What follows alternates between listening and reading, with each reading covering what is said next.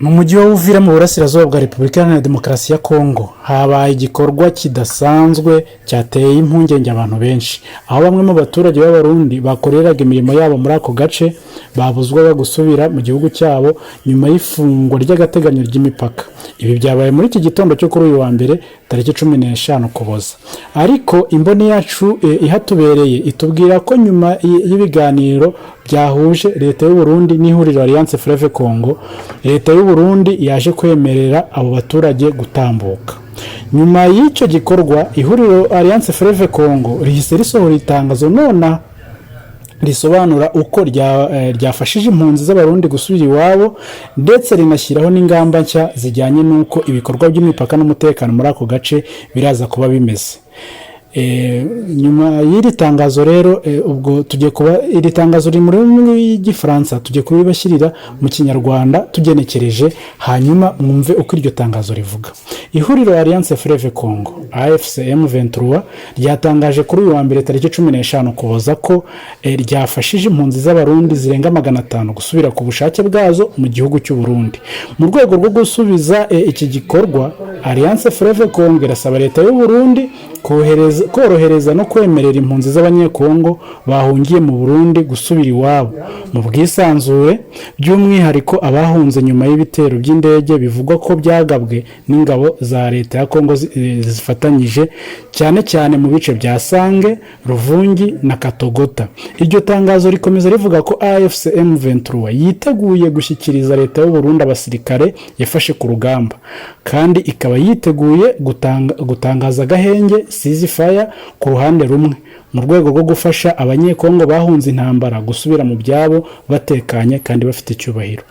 Ku bijyanye n'imitwe yitwaje intwaro irwanya leta y'u Burundi ikiri mu burasirazuba bwa Repubulika Iharanira Demokarasi ya Kongo, AFCM 23 ivuga ko itazemerera na gato ko iyo mitwe yakoresha uduce AFCM 23 igenzura nk'ibirindiro ku buryo byahungabanya umubano mwiza n'umutekano hagati ya Kongo n'u Burundi. Nanone AFCM 23 yamagamye bikomeye ibitero bikomeje kugabwa ku baturage. Bivugwa ko bikorwa n'ingabo zifatanyije na leta ya Kinshasa mu duce twa Masisi, Walikale na Minembwe, aho bivugwa ko abantu benshi bishwe abandi bakimurwa mu byabo.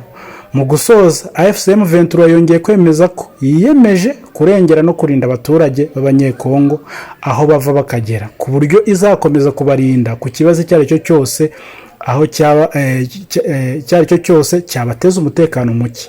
Iryo tangazo ryandikiwe Uvira kuri uyu munsi kuri tariki 15 Ukuboza 2025 ryashyizweho umukono n'umuvugizi n'ushinzwe itumanaho muri AFCM 23 Lawrence Kanyuka.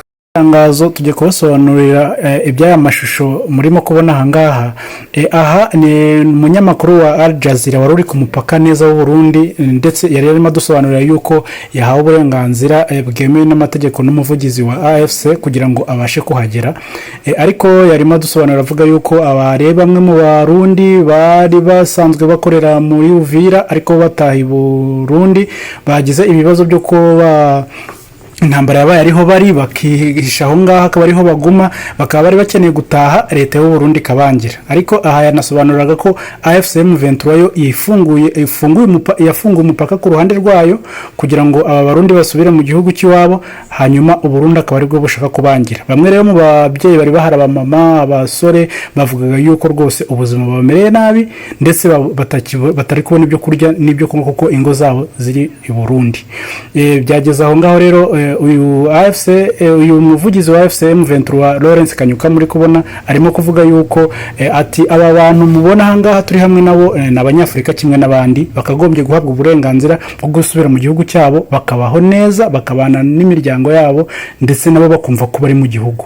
Akaba arimo asobanura rero yuko bo bifuzaga ko Burundi bwabarekura bagataha, ariko nubwo byarangiye ibiganiro bigenze neza, barangije barabarekura barataha.